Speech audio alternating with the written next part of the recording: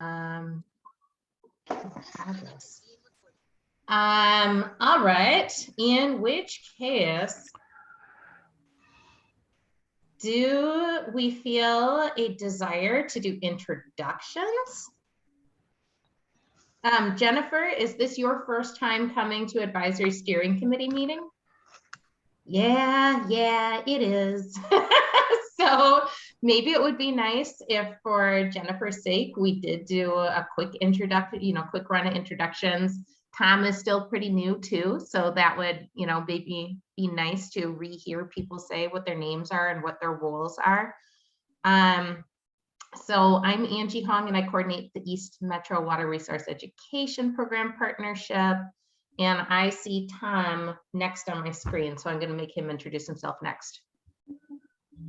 Hi, Jennifer. I'm Tom Dietrich. I'm the second newest member of the steering committee, but I'm a planner at Washington County. How about Barbara? I think you know me, Jen, don't you?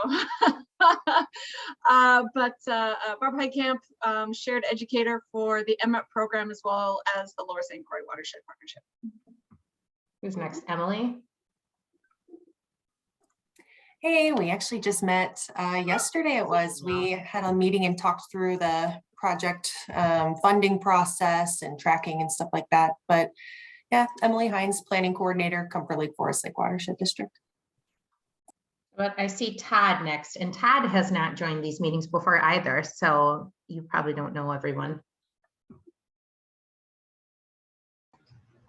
Hey, can you hear me? Yep. Microphone working? Awesome. My name is Todd, and I'm the water quality specialist here in Isani County. Yeah, so this is the first time I'm jumping on this meeting. Cool. Glad to have you. Jennifer, I see you next. Glad to be here. I always hate these intros in the Zoom. It's like no way to make it not be awkward. Yeah, hi everybody. Jennifer Hahn, the newly hired outreach agronomist for the Lower St. Croix Watershed Partnership. I'm excited to meet you all and have this awesome, important discussion today. Cool. I see Paul next. Hi everyone, Paul Swanson. I'm the district manager at Pine SWCD, so the northernmost partner in the Lower St. Croix Partnership. Cool. Jay.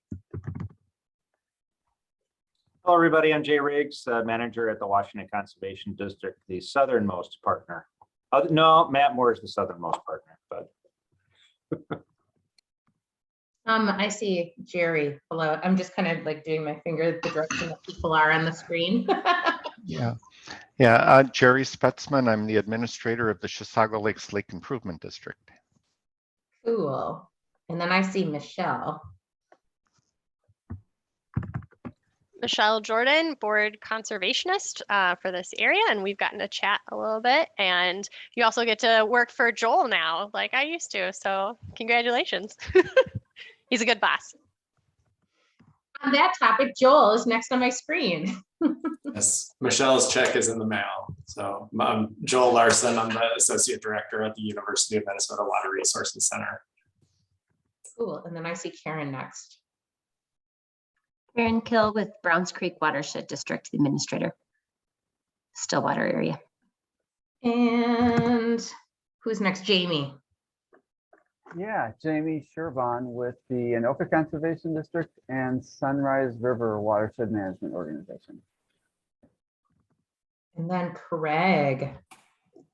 Well, it wasn't long ago we were doing this discussion to introduce ourselves to Michelle, and she's already now like the fourth or fifth newest person on this group. Look at that, how quickly. She's already welcome. Yeah, welcome everybody. Welcome Jennifer, Todd, Tom, Michelle, everybody. Craig Merrill, Chisago Sound Water. And I've probably known Jennifer the longest of everybody here.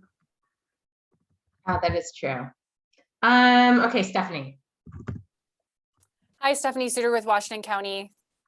You guys, I know most of you, and I've been kind of in and out of this process, but I'm helping to guide our new planner, Tom, who I don't know if was introduced because I was a few minutes late. So he was. We got him. He's in. Mike Eisensee's next. Everybody, Mike Eisensee, Carnelian Marine St. Croix Watershed District, the centralmost entity in the watershed partnership. Ooh, interesting. Huh? You're the center of it all. I'm gonna need some math if anybody wants to dispute that. Okay, I see Matt Moore is below you.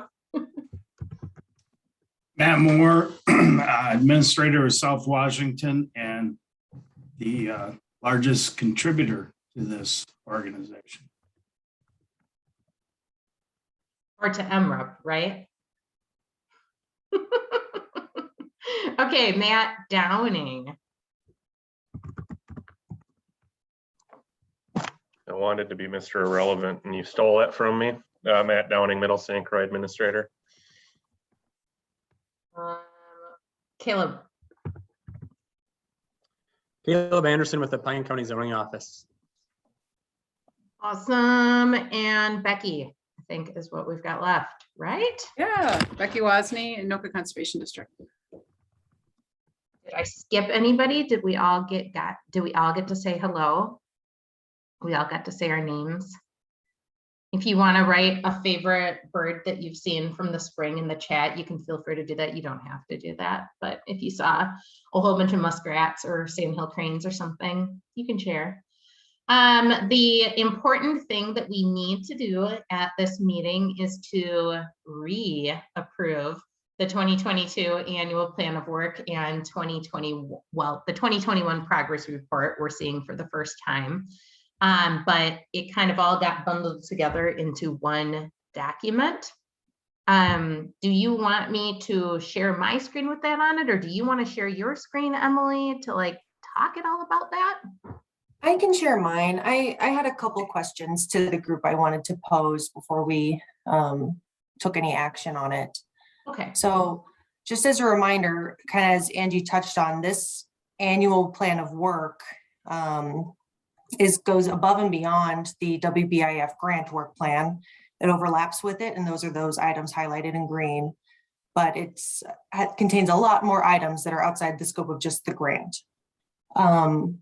And so this shared Excel spreadsheet that Angie's been sending out, and you can see various people in it, the guest contributors. It's kind of a dual purpose of, it's got that column for year one progress reporting. So that'll be our annual report. And then it'll also be, this document will be the jump off point for creating the annual plan of work for year two. And it's all being really driven by table 5-1, or the implementation table from the 10-year plan.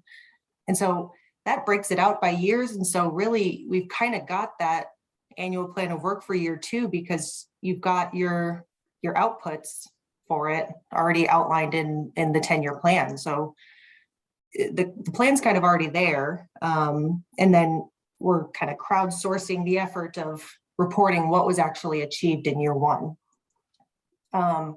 Two questions I wanted to pose was, first of all, everyone's been reporting activities, and that's great. I noticed some of them don't always necessarily overlap with the priority location.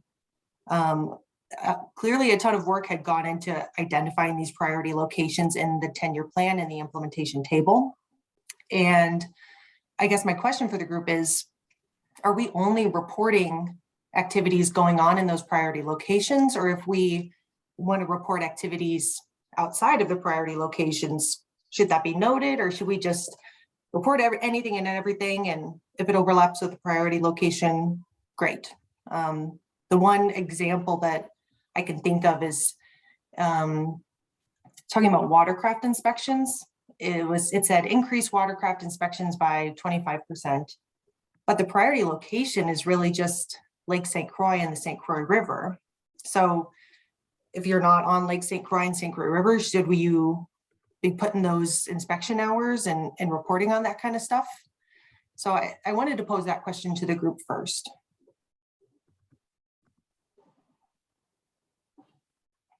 Matt? I feel like your comment is based off of the statements that I made when filling out the thing, so I should address it. Yeah, I don't know. I mean, to be quite frank, I don't have time allocated to manage that program already. So to go in and try and pull out just the hours for Lower St. Croix seems punitive, quite honestly. So yeah, I don't know what the group thinks to do with that, but it, you know, I don't have the time or resources to be able to go in and figure that out for that reporting. And I don't know what value that even brings to the effort to do that. So certainly willing to hear reactions. And I was kind of hoping by filling it out the way I did, somebody would ask that question. So thank you, Emily, for actually reading what I put in. Matt Moore. I think you report it because it's all part of the watershed, and most likely, I don't know, Matt Downing, if you think you could put a percentage on it, but most of the watercraft that's in the watershed probably travels between water resources and eventually makes its way to the St. Croix at some point. Yeah, I mean, I guess yeah, it is. It's not all in the watershed. You know, probably a third of our programs Ramsey County, and they're not in the Lower St. Croix.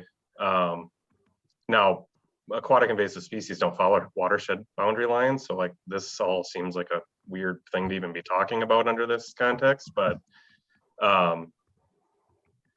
yeah, I mean, ultimately it all impacts. So I mean, to me it makes sense to just report on all of it, but with the knowledge that like it really isn't just the Lower St. Croix portion.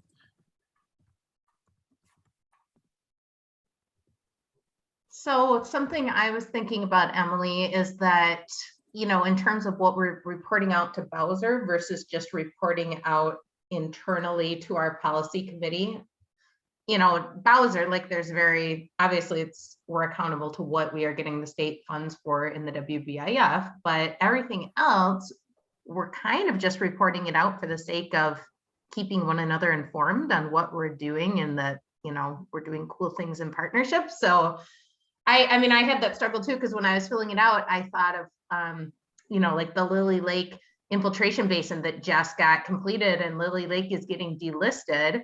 And then when I looked through all the categories, it didn't really actually fit into any of the categories to report that as an accomplishment in 2021. And yet it seemed like, well, gosh, you know, why wouldn't we report a big project that resulted in a lake within the watershed getting delisted? That seems like something very important to be able to share with the policy committee. So I guess I'm kind of leaning towards, you know, if it's important enough and it's happening in the watershed, reporting it out, even if it's not in a priority location, just because it's mostly for our own internal purposes anyway.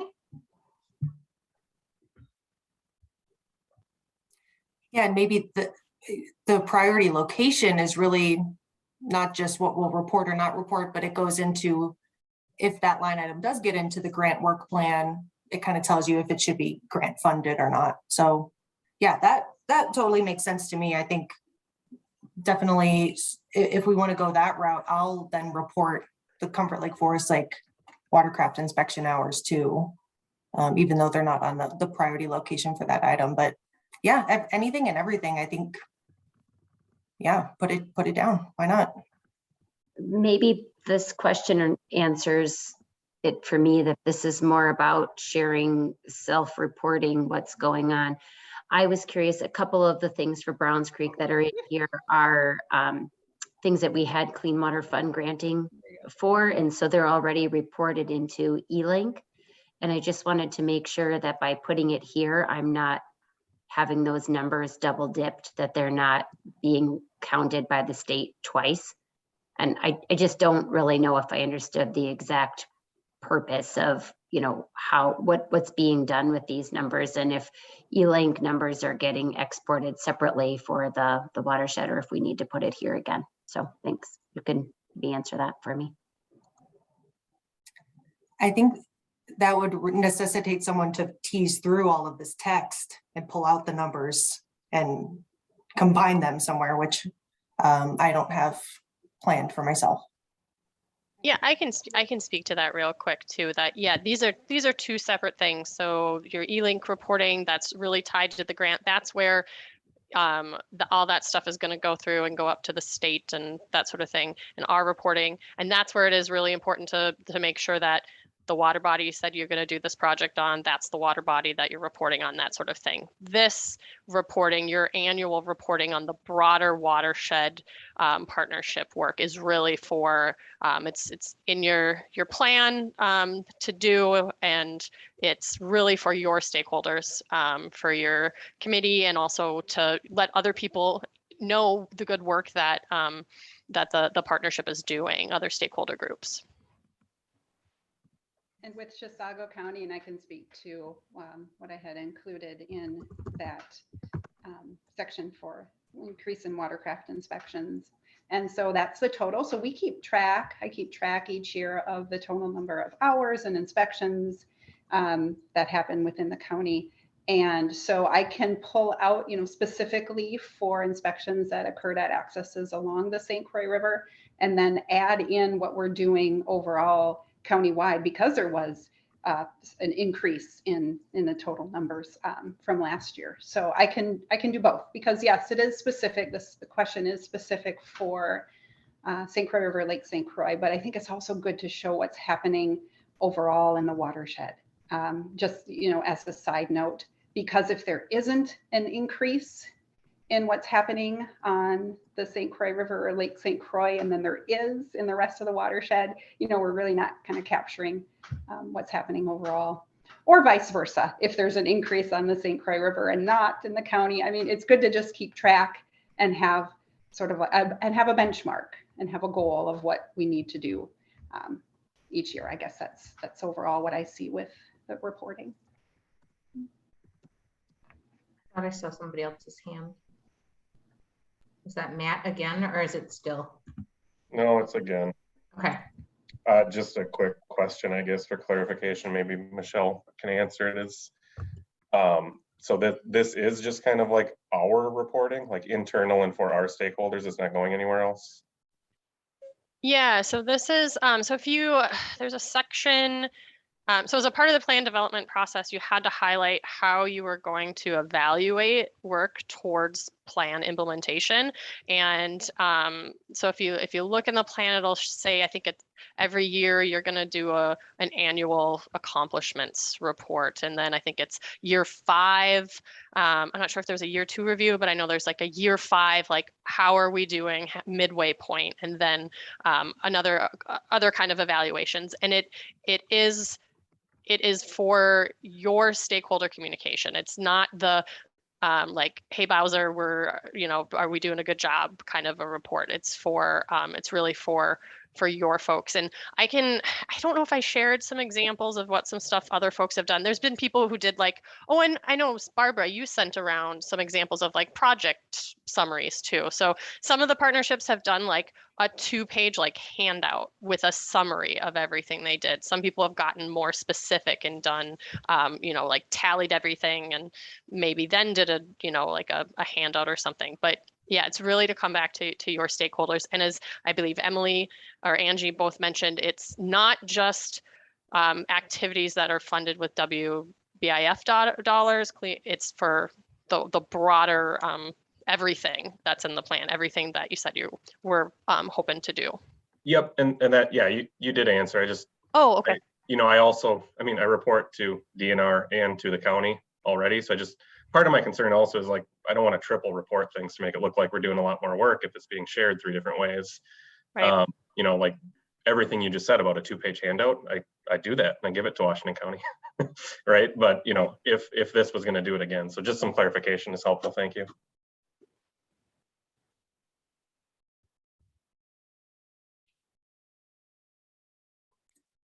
Okay.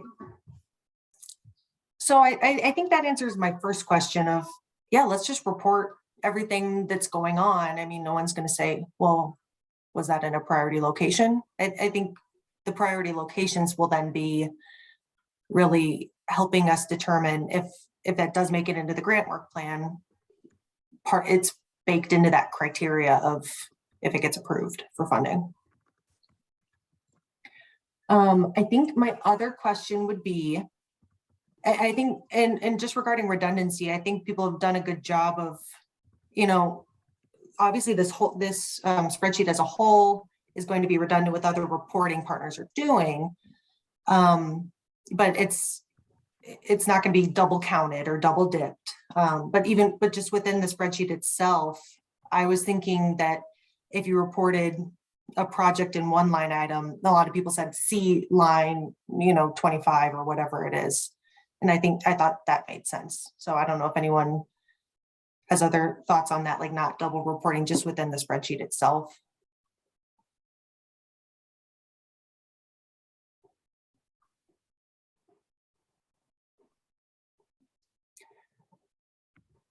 Okay, I think that sounds like we're on the same page. And then just my final question would be, all right, we've had a few weeks, people have entered a lot of things. It looks great.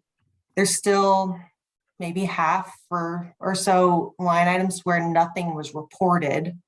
And so maybe do people have a sense as to just leave that blank or to provide some kind of explanation? Do partners have a sense of, that's me that should be addressing that line item and should be reporting on it?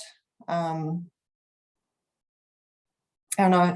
Let me know if you want me to like give an example or something. Yeah. I mean, I'm wondering if for now, for the sake of, efficiency, we could leave it blank. And then maybe in year 2, if those things are still blank, we can maybe have a larger conversation as to, are we actually accomplishing, is this a goal in our plan that we need to accomplish? Is this something that was wishful thinking that we actually can't accomplish? And, maybe when we do that like 5-year check-in point, that somehow gets, our goals get revised accordingly.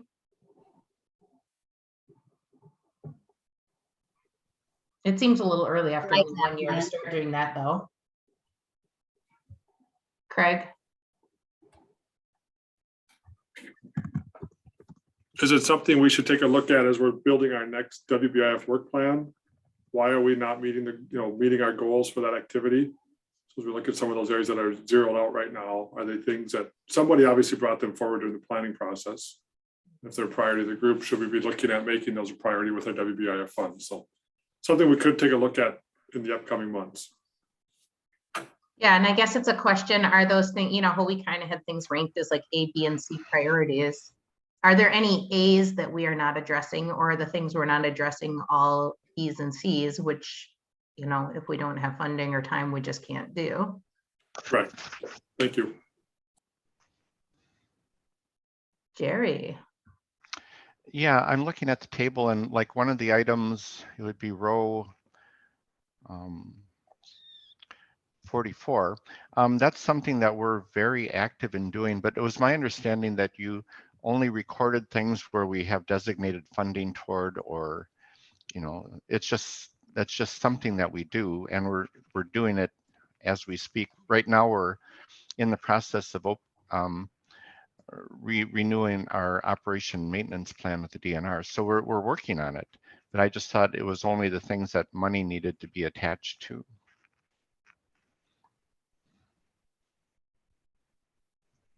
So I could definitely add more stuff if you like.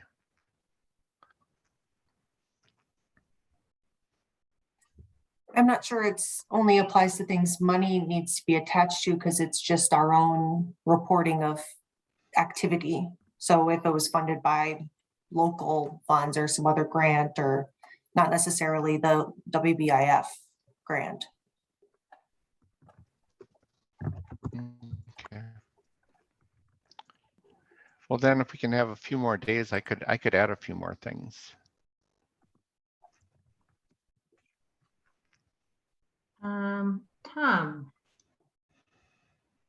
I just wanted to add to that. I think we have rows 8, 9, and 10. And Stephanie and I are chasing down some information from other departments, and we should have it here in the next few days. Okay. So our policy committee doesn't convene again until April 25th. That's still a month off. So that gives more, if the primary audience who's going to be seeing this is the policy committee, that gives us more time for people to be able to add a little bit more information. And I think that perhaps Emily and I could like work together to think of some nice way to share this information out to the policy committee, that it's not just a spreadsheet that's overwhelming to look at. I don't know. I don't know if you have any thoughts. I had been thinking of, something more map based, that might have like points for where things have happened, but I'll have to like look through real quick and see if that would be relatively easy to put together.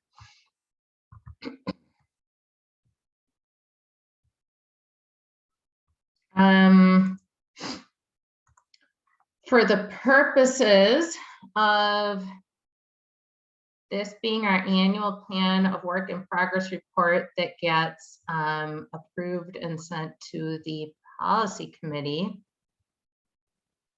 does this feel like it's, I mean, I guess, we have in our, either in our bylaws or somewhere, that the advisory committee needs to approve this for us to be bringing it to the policy committee next month. Do we think it's done enough to be able to approve it at this meeting, and then, add in a little more detail as more partners are able to over the next couple of weeks?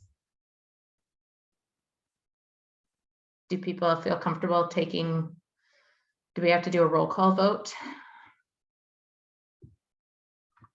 I don't know if we do. Do we? How do people feel? Do you think we need to do a roll call vote, or could I ask everybody to put either a thumbs up or a thumbs down with their little icon thing? Does that feel sufficient? Yeah. Matt Moore. Yeah. So moved. So moved to do the little thumbs up. So far, I'm not seeing any thumbs downs. Okay, it looks like the thumbs ups have it. I don't see Mike Eisensee's thumb up, but I feel like it should be. Okay. Well, honesty, there is no thumb down reaction Isn't button there? that I have on Zoom. But You I have to believe use the there's crying. There's I a would say the no crying X. icon. Right. Oh, and there's and like Matt a Downing green found check. the thumbs down icon just to Oh. prove a point. And so did Craig, but I don't think that's their vote. No, you have to go look for it. Yeah, there's more. Like if you go deep into the more section, then you can actually find all sorts of emojis, because you could also, you could go full on deep and, also. Well, there, look, I have a green check and a thumbs up, but Yeah, okay. All right. Okay. But I don't know how to get rid of it. Yeah, okay. I think I did a good enough job of taking notes that maybe we get, what's funny is we had to make this officially be an advisory instead of a steering committee meeting. I don't think there's anybody attending right now who is only an advisory committee member, because I was going to dismiss anybody who was. But I will turn it over to Jennifer maybe to, I mean, you already kind of introduced yourself, but is there more you want to talk about, or Emily, am I sorry? Really quick, can we establish maybe a requested deadline for people to finish adding in their little, still add in some progress if you're trying to track down info, but Angie needs to have this posted in the board packet, policy committee packet. Yeah, the 18th is when I would be sending that out. So it would be nice to actually have something maybe like by April. Oh, you know what? I'm going to be out of town on the 14th and 15th. So like maybe even like April 11th or 12th. Is that reasonable? If people have stuff in there by April 11th or 12th, and that gives Emily and I time to put it into some nice format to share out with the policy committee. Cool. Okay, I see more thumbs up and no more evil red faces. And page 108 in the plan. Okay, then Jennifer, did you want to more fully introduce yourself or talk any more about upcoming plans? Oh, sure. Yeah, thanks. Yep. Getting to know all the different partners and their priorities. We held a AG partner priority meeting last week. That was extremely helpful to be able to meet everybody and find out what their priorities are for this year, what kind of activities they've been interested in, what kind of feedback they've been hearing from their clients. So we put together a 2022 Ag Priority Plan, and then coming up with the specific activities prioritized that I will complete for this year. And we know we're going to have 3 field days in the northern, central, and southern parts of the watershed. Work with farmers already utilizing soil health practices, structural practices, to learn from them and kind of utilize them as people to ask questions of, people to look up to, create these farmer groups and farmer mentors, so that we're establishing a connection base with the farmers and also with the staff too, and also building relationships and creating networks with the ag industry. So co-ops, seed dealers, agronomists, equipment dealers. I met with one co-op this week, and we'll meet with another one very shortly, just to determine, what kind of hurdles there are, what their interests are, how we can work together to, increase benefits to our clients, get the information out, and then working really closely with Barbara. So lucky, I've never had a Barbara before. So working really closely with her to, to have this data and utilize it in a way that, we can get that out to people, whether that's staff, landowners, operators, to help continue to build this and move this along. So I'm really looking forward to it. Also, working with the staff for conservation planning, if there's education needed for staff, helping with that. But yeah, just really, helping to bring this together, to take some items off of people's plates to keep it moving. So I'm really looking forward to this opportunity, and I'm excited. Joel, did you want to say anything? I know you wanted to be here for the part where Jennifer got to introduce herself. Oh, we're just very glad to have Jennifer here, as I imagine that you all are, and looking forward to seeing the work. And it's already hit the ground running in many ways. So it's very exciting for us too. Cool. Okay, well, that rolls right into the next thing to talk about, which is the non-structural land management policy, which Jennifer actually is the one who created the draft of that. And I sent that out just this morning. Do you guys want me to share my screen, or do you, Craig or Jennifer, want to talk more about that first? Angie, if you want to share your screen, that's fine with me. Okay. We actually have 2 items we should talk about, but they can kind of be lumped together as far as the ag and the urban non-structural. It's coming slowly. I actually don't have the document open yet, so, and apparently it's only slowly opening. Well, I'll start the discussion. I've had discussions. I've had discussions today with both Jennifer and Michelle regarding this, and Jennifer's done a great job of pulling this together. And what we need to do though still, we need to develop a cost share policy really for our organization. And that can either be the ones that are adopted by each of the individual partners, those who utilize cost share, which I realize some of you may not utilize cost share funds, so you may not have a cost share policy. And what the policy will do, will really describe in detail how we send out the funds. And we don't have that detailed in here yet. And Michelle, feel free to jump in and add some comments if you want, Michelle Jordan. And so what I would like to propose today is we review this. We talk about the practices that are included, the rates that are included. But at that point, then I think the A4 subcommittee needs to pull these back and take a look at developing a policy for the non-structural land management. And so that goes from everything is how somebody not only applies, but how we pay them out. Because are we going to pay after year 1? Are we going to pay after each individual year? Is there going to be individual contracts with the Chisago SWC going back to each partner individually or collectively? Are we going to divvy up the funds somewhat on a percentage basis?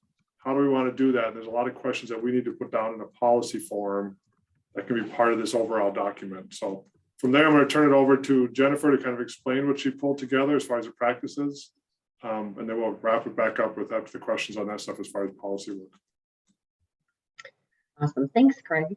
Yeah, so looking at what the priorities were within the watershed from the partners, and then what was available within the WBIF. And the WBIF is a new program for me.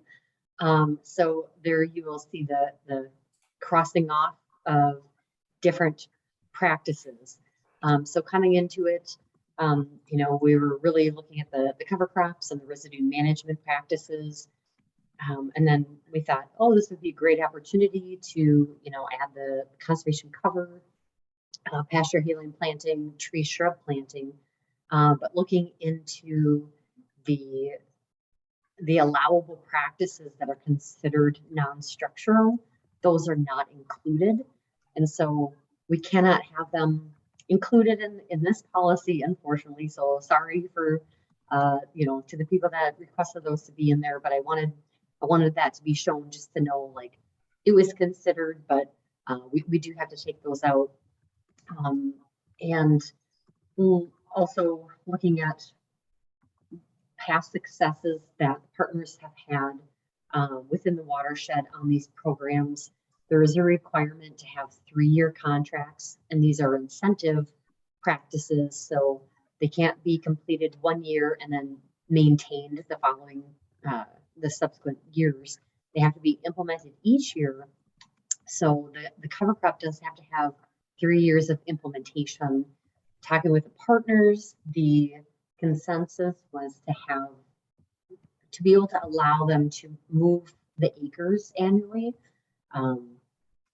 to meet the requirement of implementing for 3 years, but not locking the producers in with this program, along with many of our programs. The aim is to get new producers, new land in here. So producers that have not been implementing cover crops, it's a real turnoff to require them to do it 3 consecutive years on the same acres. So allowing that flexibility of moving those acres around each year to be able to follow the rotation was something that I got really good feedback on. The payment rates, I set them based off of Minnesota NRCS documents in their electronic field office technical guide. They have cost data for practices located in there. And I referenced two spreadsheets that they had, one from 2018, one from 2019. I had to reference both because they didn't have every single practice in each spreadsheet. So we have that documented and referenced in there. And the rate for the cover crop is, you know, a little bit higher than NRCS generally provides in their EQIP payment.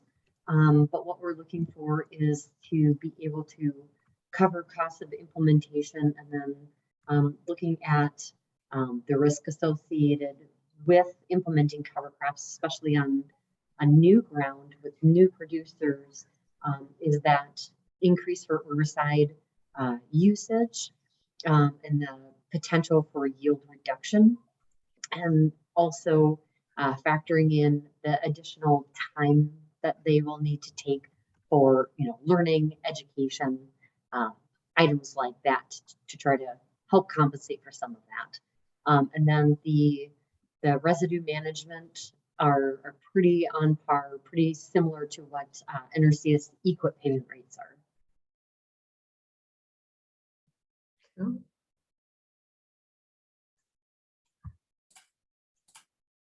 Todd raised his hand. Hey, yeah, so I just had a question about the cover crop 3-year contract and the ability to have the landowner have different or have cover crops on different fields.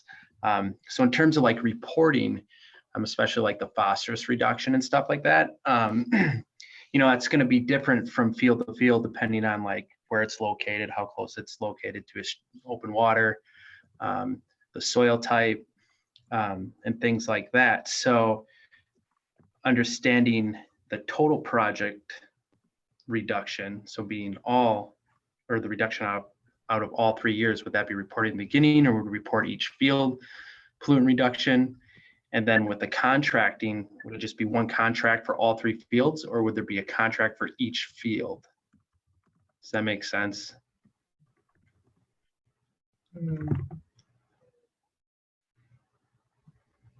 I get it, but I don't know the answer. I can take a stab I'm at just- part of that. So I think for the contract side is the SWCD, or the partner, I should say, in your case, Todd, your SWCD. You would have a contract Yeah. with a landowner to implement, let's say, 100 acres of cover crops. So you would certify each year that they plant 100 acres of cover crops on eligible fields. And then, yes, you would have to figure out the pollution reduction numbers annually, which you would, if they did the same fields all 3 years, yeah, you put in a rotation. I guess it wouldn't change, but you would have to figure that out per field each year. So it'd be an annual calculation of pollution reduction numbers.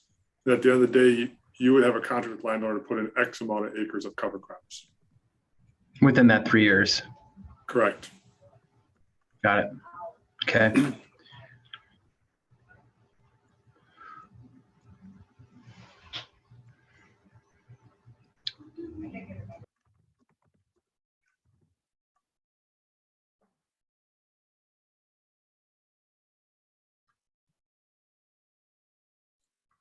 So Jennifer, Craig, what's the next step that you need from the steering committee?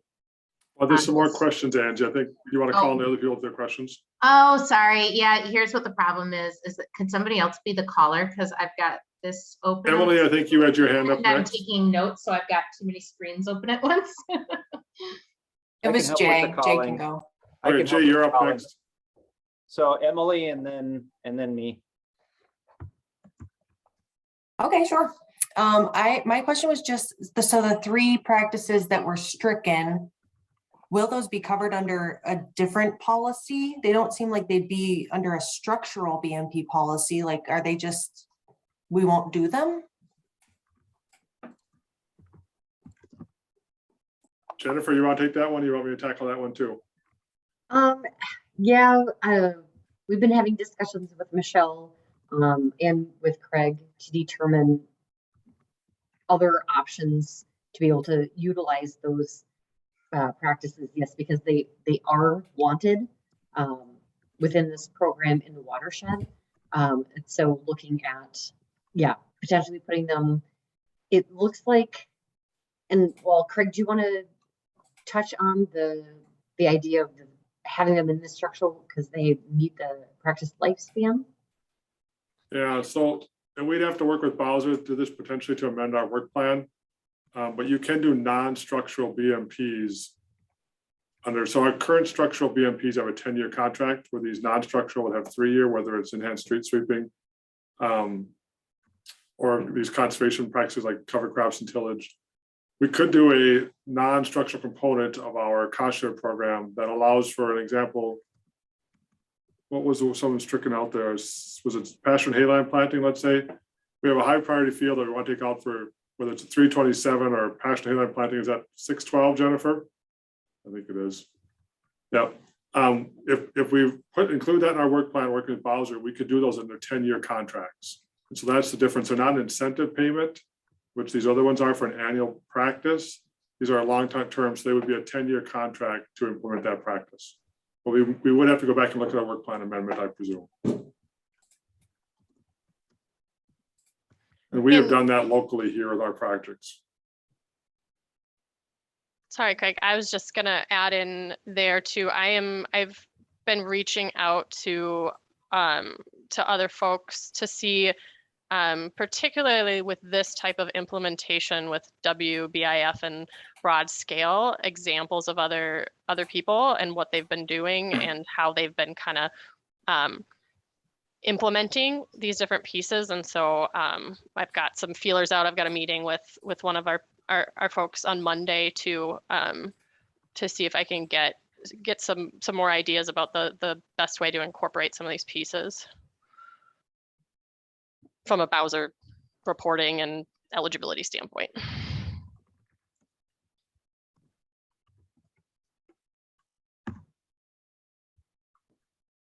That was my question as well. So We do not have any more hands up.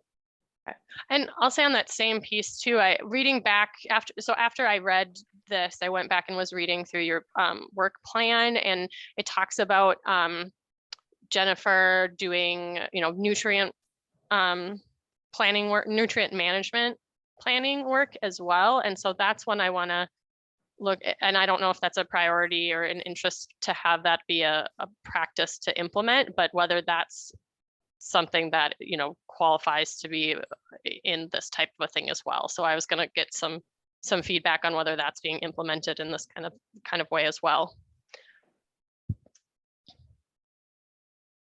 Michelle out. Jamie has his hand up. Jamie has his hand up, and Todd does too. Is that still remaining hand up from earlier, Todd?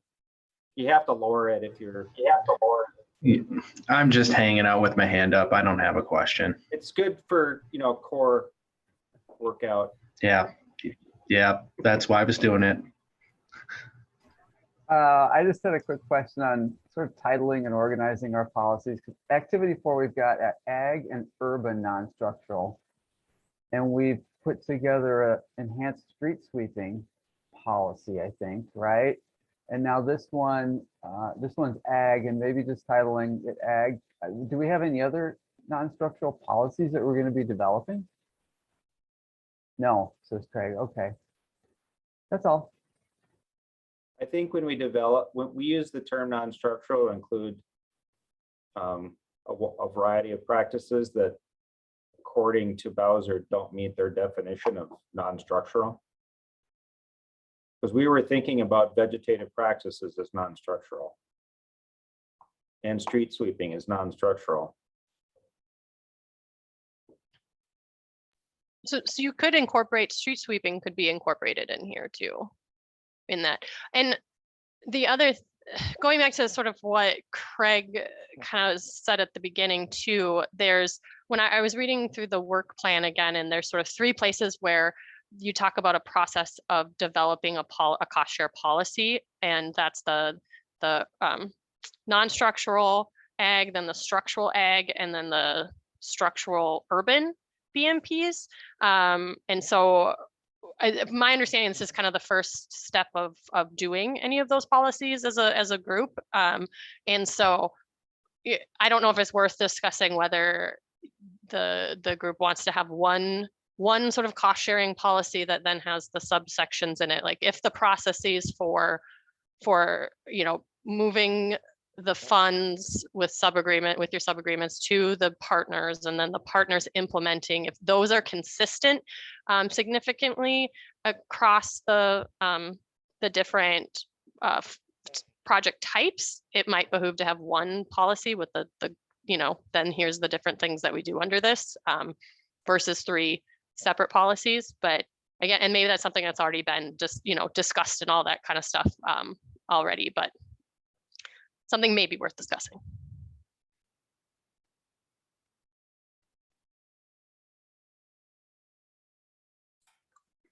Looks like Craig had his hand up.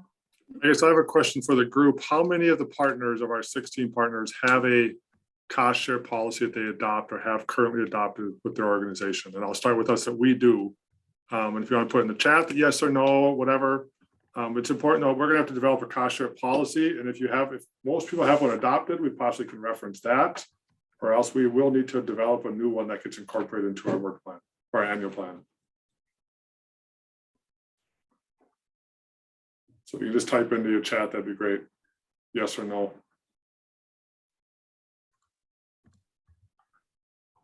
Could you restate the question again, Craig, please? Does your organization have an adopted cost share policy that you follow? And Craig, are you referencing only for non-structural, or are you just in general? Just in general, because we have one policy that adopts both the structural and non-structural, or all components of cost share. Matt has his hand up. That was the question I had, so thank you.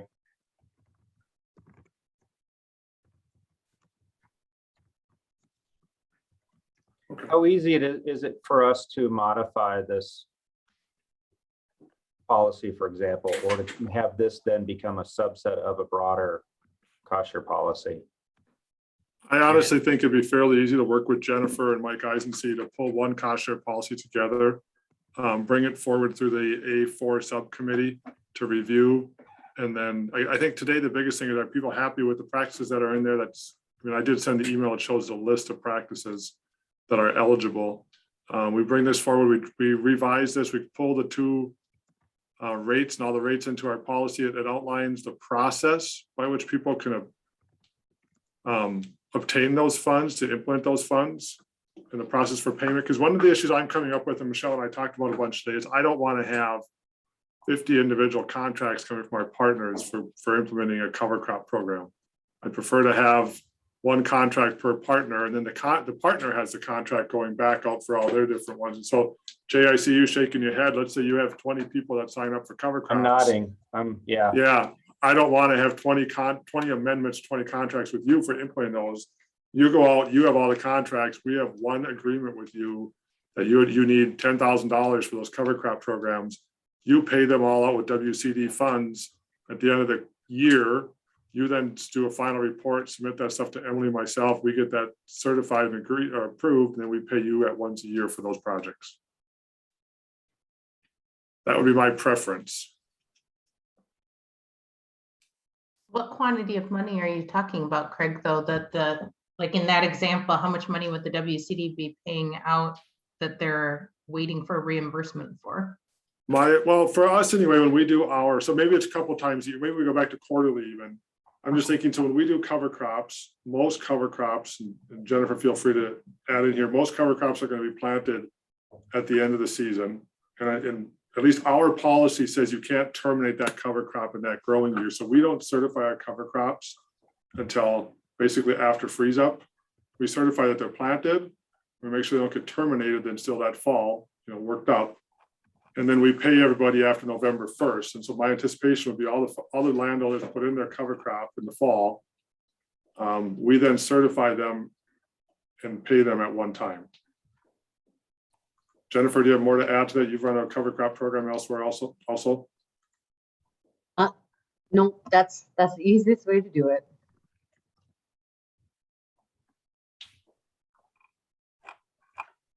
Does that answer your question, Angie? Yeah, I was thinking it was something like the WCD was paying out a whole bunch of money and then waiting a year to get reimbursed, which seemed okay.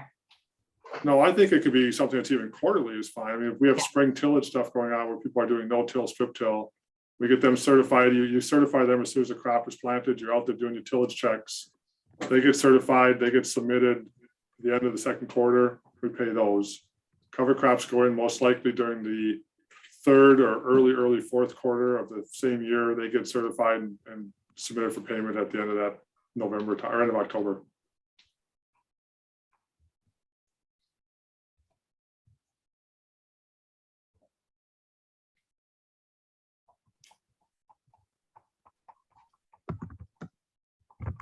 I guess the question I have for the group is, how do you want to, or maybe this is a question to Michelle and the group, if we develop a cost share policy for the Lower St. Croix, does that have to get incorporated then into our work plan? So, I mean, you have it in, okay, so when I read the detailed work plan, I see it saying that you're gonna develop rates and policies for these three cost share elements. And to me, if that's what you're doing, but it's one document, that's the three of them, to me, that is just satisfies all three of those, right? Because the other option is to copy, paste, and separate them out right into three separate documents, which to me would seem silly. But I would think if you incorporated them all together, per what it says in the work plan for doing the three and go through that process, that would just satisfy the three. Craig, I had one more question. Is it actually necessary for everybody to have a cost share policy or just the SWCDs? Because wouldn't having all of the SWCDs have it cover all the geographical areas? So that, Michelle and I talked about that this morning, and the reason I asked that question was if everybody that's going to be a partner said, yes, they have a cost share policy, we potentially could have, let's say Jennifer, or, we could review them and see if they meet the requirements, and then we could just reference those policies. Oh, okay. But the other option is because members may have different cost share policies for their local programs, whether they're local, state, or federal funding. They may have different policies, and then this would be the policy that is the umbrella for the Lower St. Croix funds. So for me, I have not completed my non-structural policy part of my cost share policy because I was waiting for this to happen. So my cost share policy is completed, but it includes the Lower St. Croix WBIF funds. So then what I'm waiting for is this to get wrapped up so I can incorporate that into our policy.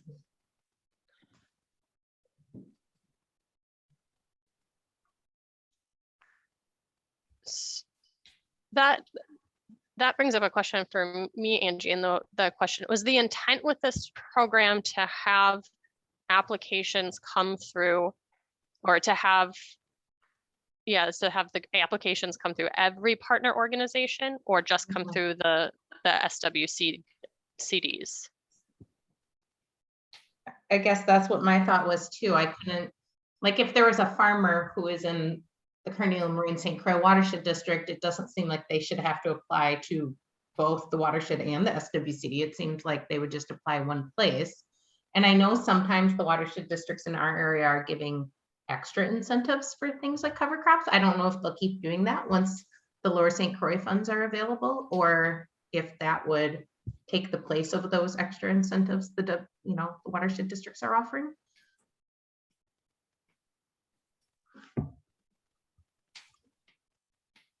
We have had situations where landowners would apply for funding from both the watershed and the conservation district. But for non-structural practices, or just for something like a ravine stabilization? All the above. Jay, we need to work this, like the stormwater stuff. Yeah, I agree. I mean, we're bringing up a lot of issues that we're, if we're having to put things into, this specific language, and there are other non-structural practices that we may want to list in here, and maybe have just a broader structural, non-structural policy. And then also, I mean, we don't have to use the word cost share either, because Matt, as you've mentioned in the past, this is not cost share. It's not necessarily just 75-25, because we will just fund the projects. So I think we need to at least clarify that when we're talking about cost share, we're just talking about project funds, implementation funds. Right, but we need to figure out if because it's in our plan too. We need to figure out if there's a landowner we're going to work with, South Washington, where do we start? Do we start with your shop, our shop? But it's got to be one place. Yeah. I mean, people, the farmers already get frustrated about so many hoops that they have to jump through, and it seems silly to have them have to apply to multiple agencies for multiple different pots. It seems like there's got to be some kind of internal structure we could create where they apply to WCD, but we know that it's in the South Washington, and so we just on their behalf apply this extra available funding. And Angie, you're exactly right, because we do that all the time with you guys, is we simply fund you and you guys take care of all the paperwork and stuff. Yeah, and so the funding could come from multiple places, but it doesn't mean the landowner has to apply two different times. That we could be working with them and working through the application process for multiple entities. So, but it really does depend on the project. Yeah, and go ahead. I was just going to say, and then you just have to just like with all the other funding programs, make sure that if it's a different policy that you apply towards one versus the other, that you're following the policies right for whatever the various funding sources are. Craig has his hand up. Well, my preference would be to have as minimal contracts as possible, just because from the fiscal agent side, it's just less administrative stuff from my end. One thing we need to remember, and Michelle, I believe we have to have a staff with appropriate JA do the conservation planning for these agricultural BMPs. So we have to remember that as we're doing this, it has to have a staff. For those of you that are not SWCD staff, that's an NRCS issued program that is not even always easy for SWCD staff to get JA, let alone non-SWCD NRCS staff. So that needs to be included in this cost share policy that we have to do that. Now, for structural BMPs, you can use a PE to sign off on anything. So just, that's all I have for now. Matt, go ahead. I think that's, that's more of an indication to me that this has to go through. If someone walks in our door, then we make the initial contact, but then it's got to get set up through Jay's shop and the Lower St. Croix. Because if you're gonna use NRCS stuff, you guys have the ties with NRCS. Yeah. If we're gonna do these non-structural ag BMPs, we have to, in my opinion. And that's fine, Craig. I'm not arguing that fact. It just, we just got to make it seamless for the landowner.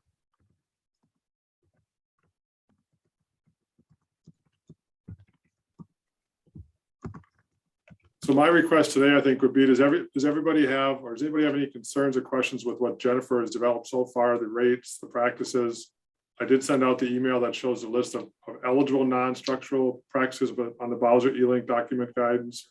My recommendation, if nobody has any concerns with either, we haven't talked about the urban street sweeping one.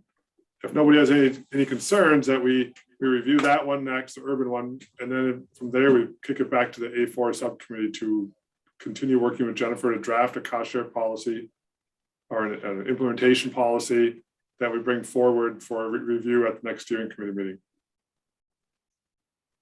So the next steering committee meeting, this group would be reviewing a revised ag one and a street sweeping one. Well, hopefully they'd be combined into one document. Oh, okay. And at some point, we need to at least take a look at our activities 2 and 5 policy. We really should be including those items in this one policy. So ideally, we have one policy that encompasses all of our cost share programs. Correct, Michelle? Sorry, I was looking at a map. I'm just saying we should have one policy that addresses all activities 2, 4, and 5. I feel like that would probably be the easiest. Like if it was, hey, no, we just really want to get going on getting some of these non-structural ag in the ground, and so we're just gonna do that policy and ignore the rest for now. That's cool too. You could do them individually, but it just seems to me like it would maybe be slickest to have one policy that outlines, hits all of these questions that you've been talking about right now, and then outlines those practices. Craig, is this something that needs to be approved by the steering committee before the policy committee meets on the 25th? It actually doesn't have to go to the policy committee. Okay, good. Because the clarification, it's already listed in our work plan. We've received guidance on that because it's in the work plan, it doesn't have to go to the policy committee for a work plan amendment. Awesome. That's all I wanted to clarify, because the steering committee won't meet until the 27th, which is 2 days after the policy committee. Can I ask a question that's probably going to sound really dumb? So when you're talking about this idea of potentially having the SWCDs be the point of contact that people are, the farmers are going to, is the entire watershed area covered by an SWCD, or are there any places that are left out? No, it's all covered. Thanks. I'm bad with geography. I do have a question.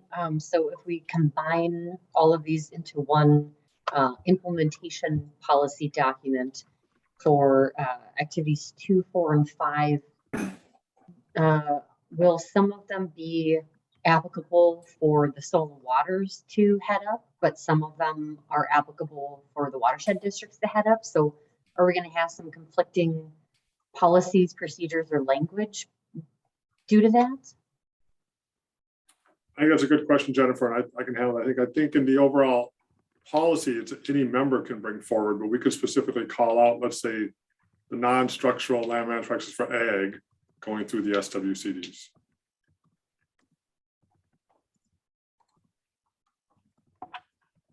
If we start going that route, we start picking and choosing the different practices and what's urban, what's ag, and what's in between, because there's some that are kind of both. I really want us to take a real critical look at the chart of practices by activity category that you sent us a link to, Craig, and maybe pick a few that we don't have a policy for, but have a payment and or policy for many more of those practices that are listed there. And not just pick 3 or 4 out of there. So we have more flexibility for implementation. I actually have no idea what you're saying, so I'm just going to continue having a blank look. Practice number 100. Yeah, I just don't know enough of the background to understand what you're talking about. To 164 to all the way through 500 and 700 and whatever, 810. Would we need to reference, so like, and I like that, and that makes a lot of sense. Do we need to list like a reference to like this this list saying like what category it falls into, just to like keep it clean, to say, well, if we want to use like the non-structural portion of the WBIF, you know, look at this category for whether there's a check mark next to that practice or not, just to like have a little bit of guidance for the practices for this type of funding. Like, I want to make it as easy as possible for you guys, but then not get everybody or anybody in trouble thinking that, oh, we can do this practice and then it's not a non-structural according to Bowser's WBIF. You know, I don't know. It's fun. It's fun. Matt Moore has his hand up. I think that puts us in a box, and we don't need to be in a box. It's watershed management. And we can all agree where we can go with it and justify why it goes. Yeah, we need to think about whether or not it makes a lot of sense for us to really just have the structural, non-structural categories, because there's just such a wide variety of practices that we may want to implement. And if we're trying to stick with Bowser language, that could be limiting. Perfect, thank you. And we have to make sure we're implementing practices that are eligible for funding, but you know, we all know we're not sticking with Bowser guidance. My suggestion is we move on to the urban one, review urban, and then we move on from there on the agenda, if that's okay, and kick this back to the subcommittee group.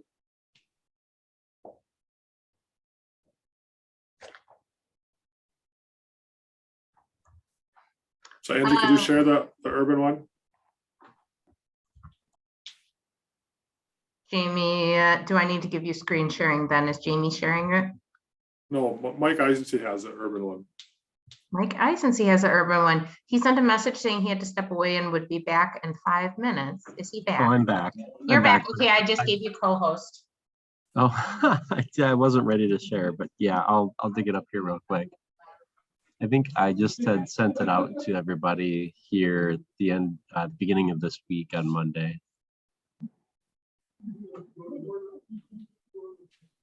Did you?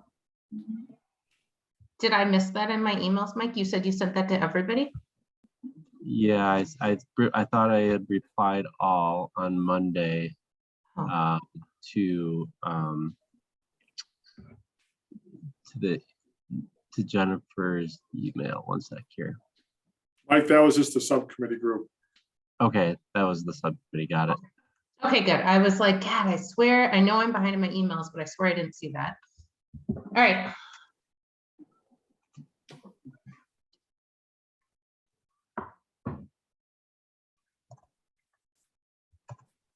Mike, I have it. Do you want me to share it?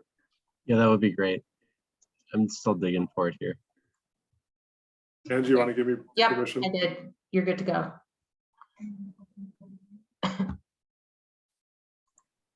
I gotta say, it's been so long since I've used Zoom. How do I share in Zoom?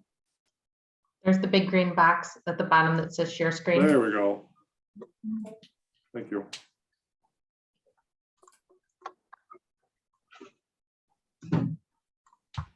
Mike, I'll let you lead the discussion, but I'll move the cursor if you need me to. Sure. So in a nutshell, this is really our enhanced street sweeping program, which could also be a non-structural policy, and it was developed with input from a large number of our partners, as well as the Board of Water and Soil Resources. This was before Michelle came on board.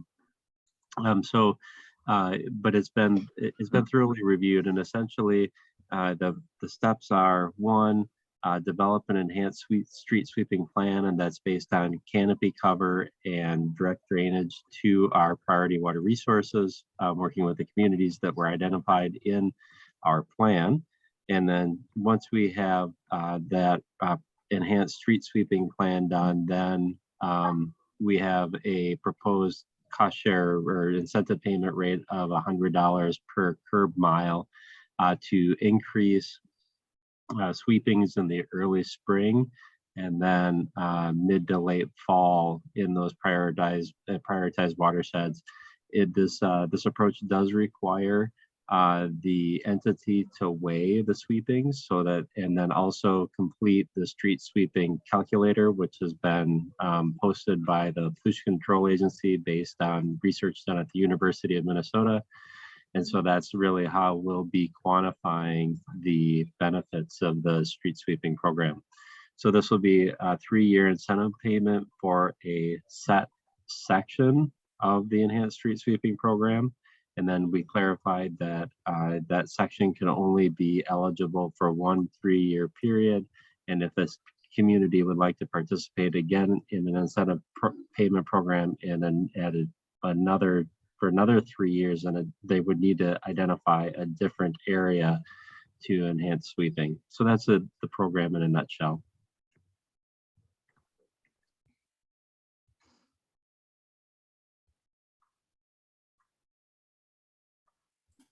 Okay. Does anybody want me to move anything around in the cursor here to see anything else on here? We could, Mike, do you want to send this out to the whole group? Yeah, that would be fine. Okay. So my suggestion would be that we as a group, the subcommittee, take a look at trying to see how we can combine these into one policy, whether it's attachments or however we do this moving forward, and bring that back. I think that's a good approach, Craig.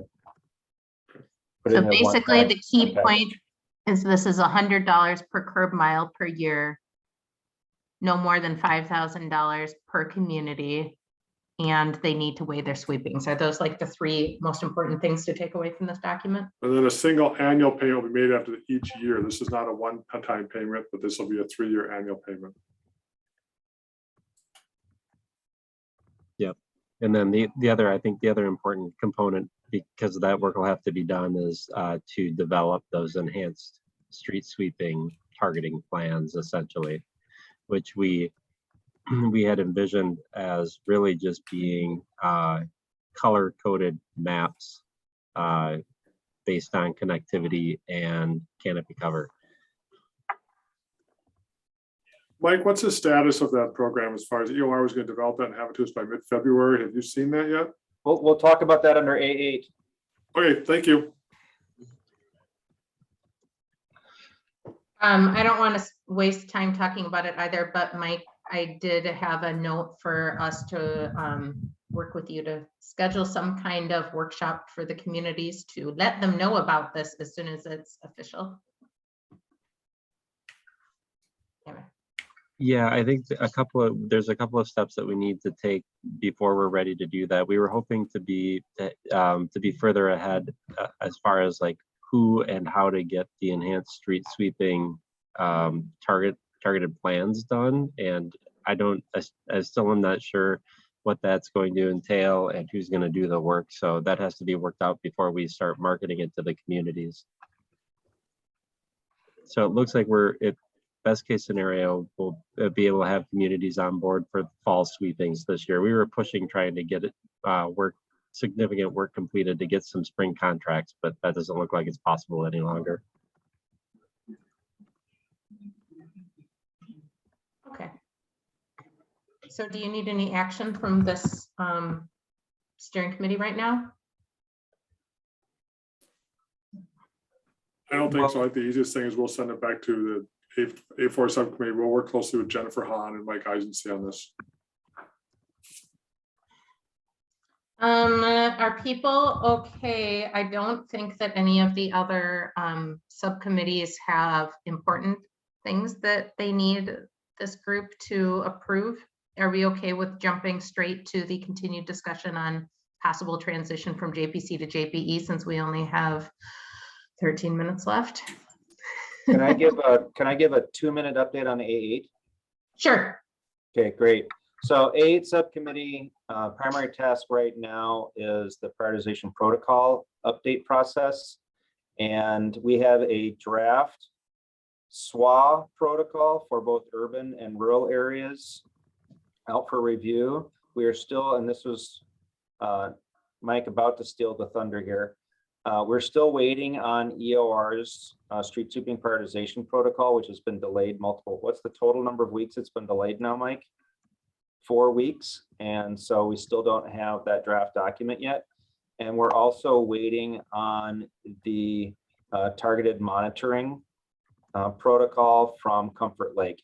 And that hasn't been submitted for review yet to the group. So we have 2 out of the 4 chapters of the prioritization protocol out for review right now. Jay, just so you know, South Washington's working on a street sweeping plan as well. Excellent. So Emily, if you could prod your staff to get that monitoring protocol draft to us, that would be great. Thank you. That's it for A8. Cool. Jamie, do I need to, let's see, there you go. You're able to share. 2 things that I sent out to the group ahead of this meeting. One was this LSC Governing Structure and Management Authority legal memo that Craig and Jamie put together with the attorney. And then the other was just a summary of some of the input that you all provided in the survey, but I'll let Jamie talk about the legal memo. Yeah, let's do the legal memo and then jump over to organizational structure and how we adjust that. I'm kind of going to leave it to everybody to read the legal memo on their own, and I'm just going to give a very quick highlight reel on that. Craig and I worked quite a long time with the Chisago County Attorney's Office on this. And one of the questions we had asked was about the fast track projects, or really any policy and where policy for projects should be. And the answer in a nutshell was that our current grant work plan sets forth a policy and a procedure that we follow. And it doesn't give any indication that anything that would be an expedited project would follow anything differently. So the steering committee providing that process, as we've done, is not out of line. If the policy committee wants to set a policy, it doesn't have the authority to do that. It would have to be either, it would have to be in some document that's run through the governing bodies. It could be an annual work plan. It could be a policy document. This is in line with what we've discussed before. A recommendation in the legal memo is that we create a single policy and procedures document, and we've had lots of discussion about that here today already. So I think that seems to be the direction we're drifting anyway. And one reason behind that we haven't discussed today is we're going to have grants that aren't WBIF, and we got to know how we're going to manage those. What policies and procedures are we going to use? A second question that we asked and was answered in a legal memo was, if we transition to a joint powers entity, can certain day-to-day responsibilities be delegated to, say, the fiscal agent, so we operate in much the same way we do now? And the answer to that is yes. Yeah, we could.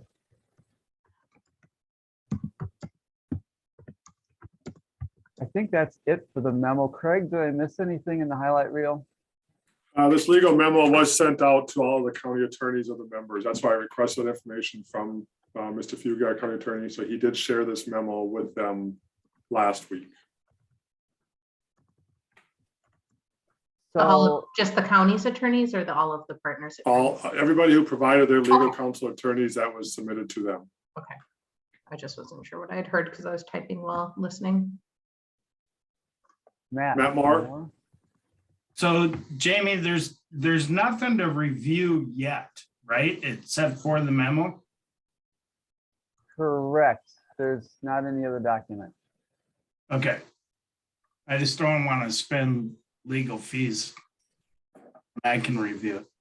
No, you should just read the memo yourself.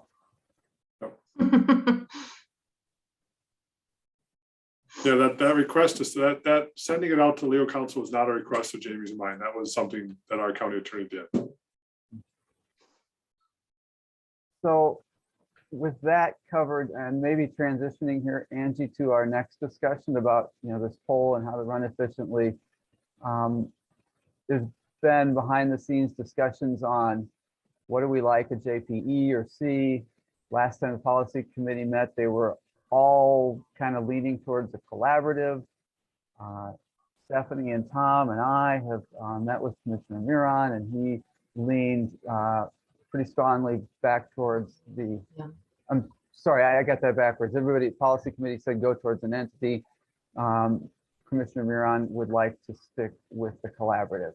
So now we've got kind of two opposing forces, and where the discussion seemed to be just all swaying and surging towards entity, I don't feel that way anymore. I feel it's balanced out, and it somehow there's we've got to break through a split opinion, and I think maybe the best way for us to do that as a group is to find ways that a collaborative could run more efficiently. And Angie, it's kind of what the poll gets to. So I think we could talk about that.